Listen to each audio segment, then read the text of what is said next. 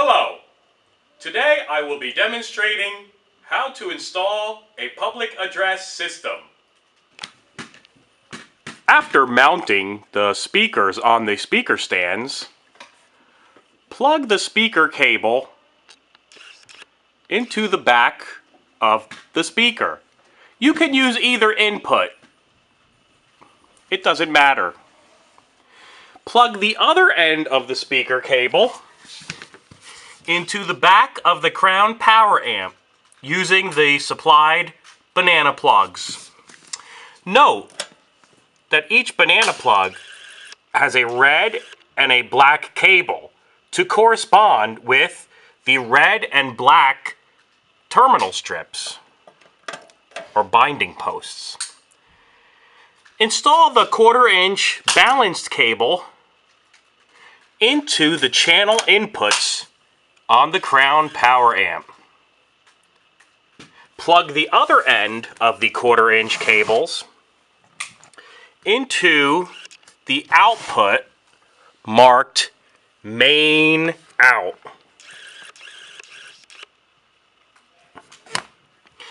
This output is controlled by the fader on the right.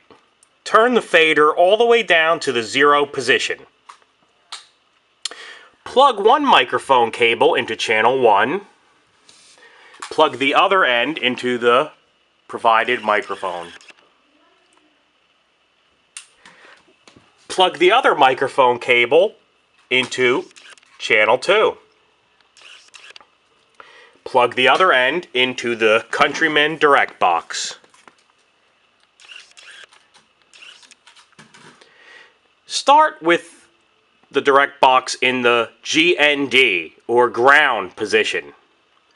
If you experience a low rumbling hum, you have a ground loop, and you can place the direct box in the open position. Plug your guitar into the INST input or instrument input and select the pickup mode for the input. Plug the other end of the instrument cable into your guitar.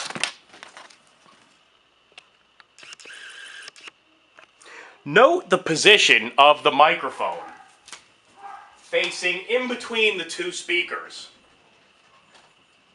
Never face the microphone directly at the speaker output, or you will receive what is known as feedback. If the artist cannot hear his or herself, step forward into the field of sound. If you're experiencing too much feedback, either point the speakers away slightly or step backward into the dead zone between the speakers. Really, I can get the glitch. All right, be quiet, be quiet. Start off with the following settings. All blue knobs should be at 12 o'clock, straight up. The 2 trim knobs should be at 12 o'clock. All pan knobs, which are black, should be at 12 o'clock. And all white knobs, which are your volume, channel volume, should be turned completely counterclockwise. And all red knobs also completely counterclockwise. Now, turn the main volume up to the 0 position. Gradually turn up the volume on the microphone, which is the white knob, until you reach a comfortable level. Check, check, 1, 2, check, check, testing, okay. Now, while playing the guitar, turn up channel 2 until you have a comfortable level. These should be approximately at the 12 o'clock position, but they might be lower, depending on the room, etc. Alright, now you're going to want a little bit of reverb.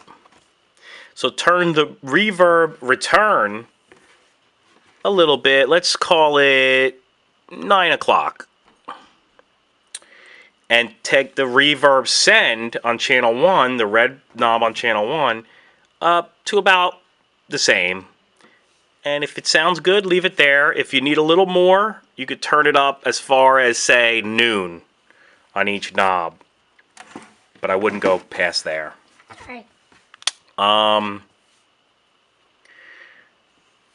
That's about it. I mean, EQ on the if you need some EQ adjustment, feel free. On the blue buttons here, you can give a little bit of high end on the vocals. Would be nice to give it a little crispness. You know, maybe on the guitar you want to boost the bass just a tiny bit. You might want to take the mid down just a hair. But that'll depend on the settings for the day. But be careful, don't using too much EQ and you will get feedback. Now let's see, what else? Oh, make sure you keep the phantom power on, which is the 48 volt power. Phantom power is needed for the direct box that the guitar is plugged into. So just keep that in. And that's about it. You could decide to pan the guitar and mic just a tiny bit to one side just to give a little field, a little depth. Oh, that's not the pan. The black one is the pan, sorry. And again, on channels 3 through, actually they're 3 through 10, you want to have those levels all the way off.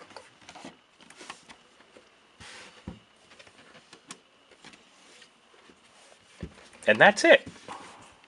Oh yeah, and don't forget to turn the power on.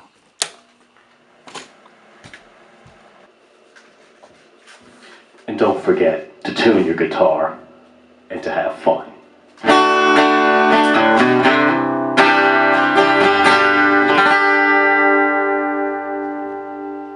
Speaking of tuning, my guitar needs to be tuned.